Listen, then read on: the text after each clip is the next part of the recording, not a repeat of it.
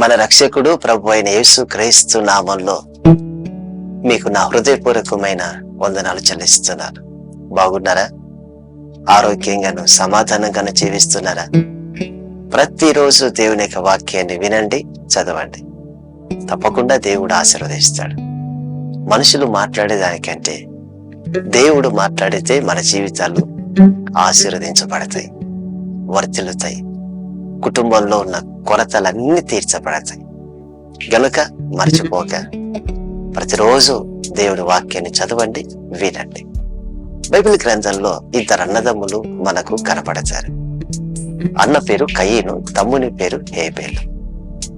అన్న పొలం పని చేసేవాడు, తమ్ముడు గొర్రెలు కాచుకునేవాడు. చూసారా, ఇద్దరు వేరే వేరే పనులలో ఉన్నారు. ఒకరోజు అన్న ధాన్యములో కొంత కానుక తీసుకొచ్చి దేవునికి ఇచ్చాడు. చదువుకుందాం వాక్యంలో. ఆదికాండం 4వ అధ్యాయం 4 అలాగే 3వ వచనం. కొంతకాలమైన తర్వాత కయీను పొలము పంటలో కొంత యెహోవాకు అర్పణగా తెచ్చాడు. హేబేలు కూడా తన మందలో తొలిచూలున పుట్టిన వాటిలో కొవ్విన వాటిని తెచ్చాడు. ఇద్దరు కానుక తెచ్చారండి. ఇద్దరు కానుక తెచ్చారు. కానీ కయీను తెచ్చిన కానుక అది హు అని ఊపితే గాలికి పోయే పొట్టును తీసుకొచ్చి కానకిచ్చాడు. గట్టి గింజలైతే అలాగే నిలబడతాయి, కానీ ఆ తీసుకొచ్చిన కానకంతా పొట్టులాగా గాలికి పోయే పొట్టు. కానీ హేబేలు కూడా కానకిచ్చాడు. శ్రేష్టమైనవి ఇచ్చాడు, మంచివి ఇచ్చాడు.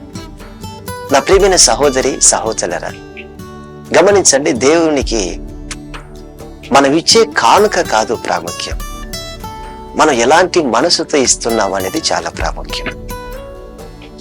కయీను దేవుని కంటే ఎక్కువైంది ఏముంది, కానుక ఇద్దాం అనుకున్నాడు. కానీ దేవుడు శ్రేష్టమైన వాడు కదా, అందుకని శ్రేష్టమైన కానుకని ఇవ్వలేకపోయాడు. కానీ హేబేలు మాత్రం శ్రేష్టమైనవి తీసుకొచ్చి ఇచ్చాడు. కయీను బుద్ధి, హేబేలు బుద్ధి చాలా వ్యత్యాసం ఉందండి ఇద్దరికి.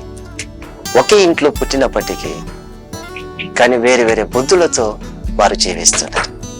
మన ఇంట్లో కూడా ఇద్దరు పిల్లలు, ముగ్గురు పిల్లలు ఉంటే ఒక్కొక్కరికి ఒక్కొక్క బుద్ధి ఉంటుంది. అలాగే వీరికి కూడా వేరే వేరే బుద్ధి. అయితే దేవుడు హేబేలును అతని అర్పణను అంగీకరించాడని వాక్యంలో మనం చూడగలం. హేబేలును అతని అర్పణను దేవుడు లక్ష్య పెట్టాడు. కయీను ఇచ్చిన కానుకను అలాగే కయీనును దేవుడు అంగీకరించలేదు. కారణం ఏంటంటే అతని బుద్ధి సరైనది కాదు. హేబేలును అతని అర్పణను దేవుడు అంగీకరించాడని కయీను తన తమ్ముని మీద కోపం పెట్టుకున్నాడు. దేవుని మీద కోపం పెట్టుకుంటే ఏమి చేయలేడు కదా, అందుకని తమ్ముని మీద కోపం పెట్టుకున్నాడు. దేవుడు నేనిచ్చే కానుకను అంగీకరించలేదా, నా తమ్ముడిచ్చే కానుకను అంగీకరిస్తాడా అని తమ్ముని మీద కోపముతో, అసూయతో రగిలిపోతున్నాడండి. చూసారా, కోపము, అసూయ దేనికండి? నా తమ్ముని బుద్ధి సరి అయినదిగా ఉంది గనక నా తమ్ముని కానుకను దేవుడు అంగీకరించాడు. నా బుద్ధి సరైంది కాదు గనక, ఒకవేళ నా బుద్ధి సరిగా ఉంటే నేను మంచి కానుకనిచ్చేవాని కదా అని తన బుద్ధిని మార్చుకోక, తన ప్రవర్తనను మార్చుకోక తమ్ముని మీద కోపముతో, అసూయతో రగిలిపోతున్నాడు. ఒకరోజు తమ్ముడు గొర్రెలు కాచుకుంటూ ఉంటే అన్న తమ్ముని పిలిచి మీద పడి చంపేస్తాడు. చూసారా, కోపము, అసూయ ఎంతవరకు దారి తీసిందో.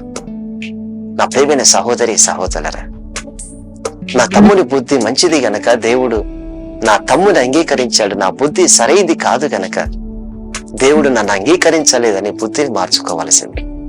ఈరోజు అనేకులు ఇలాంటి పరిస్థితుల్లో కొనసాగుతున్నారండి. కయీను లాంటి బుద్ధిని కలిగి, కయీను లాంటి స్వభావం కలిగి ప్రజలు ముందుకు సాగుతున్నారండి. ఒక వ్యక్తి దీవించబడుతున్నాడంటే, ఒక కుటుంబం అభివృద్ధి చెందుతుందంటే, ఒక సంఘం అభివృద్ధి చెందుతుందంటే, ఒకరి వ్యాపారం అభివృద్ధి చెందుతుందంటే అనేకులు చూసి అసూయను పెంచుకుంటున్నారు, పగను పెంచుకుంటున్నారు, కక్షను పెంచుకుంటున్నారు. కారణం ఏమిటి? దేవుడు వారినే ఆశీర్వదిస్తున్నాడు, మమ్మల్ని ఆశీర్వదించట్లేదు. అవునండి, దేవుడు ఎందుకని ఆశీర్వదించట్లేదు, దేవుడు ఎందుకని మనలను హెచ్చించట్లేదంటే ముందు మన బుద్ధి సరైంది కాదు గనక. మన బుద్ధిని మార్చుకోకుండా ఇతరుల మీద పడి ఏడిస్తే ఏం ప్రయోజనం అండి? మొదటిగా మన బుద్ధిని మార్చుకోవాలి. దేవుడు మనలను అంగీకరించి, మన కుటుంబాన్ని అంగీకరించి ఆయన వర్ధిల్లింప చేయాలి, ఆశీర్వదించాలంటే మన బుద్ధిని మార్చుకోవాలి కదా. మనకిచ్చే గుణం లేదు, దేవుని పట్ల మనకు మంచి మనసు లేదు. మరి దేవుని పట్ల మంచి మనసుతో కొనసాగుతూ ఉన్న వారిని చూసి, దేవుని కొరకు త్యాగాలు చేసే వారిని చూసి అసూయలు దేనికండి?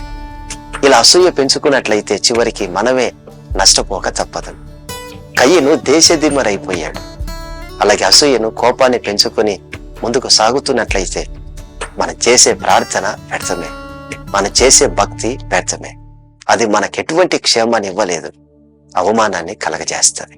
నా ప్రియమైన సహోదరి సహోదరులారా, మన బుద్ధి దేవుని పట్ల ఎలాగుంది?